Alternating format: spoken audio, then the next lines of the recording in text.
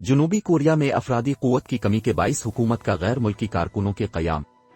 Civil, رضا شاہ۔ جنوبی Korea کی وزارت محنت اور روزگار نے بتایا ہے کہ غیر ملکی کارکنوں کو جنوبی کوریا میں قیام کے لیے 1 سال کی توسیع دی جائے گی۔ وزارت نے بتایا کہ غیر ملکیوں کے قیام میں توسیع پر تفصیلی بات چیت ہوئی ہے اور اس منصوبے کی حتمی طور پر 28 دسمبر کو تصدیق کر دی جائے گی۔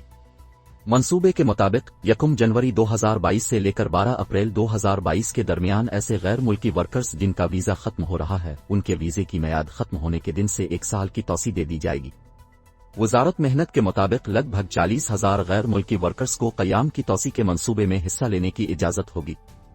کرونا وائرس کے پھیلاؤ کی وجہ سے غیر ملکی کارکنوں کی سالانہ اوسط تعداد جو کوریا آتی تھی وہ 50,000 سے کم ہے کر سالانہ 6,000 رہ گئی تھی، جس کی وجہ سے چھوٹے کاروباروں، ماہی گیری اور کاشتکاری کے شعبوں کے لیے مزدوروں کی شدید قلت پیدا ہو گئی تھی۔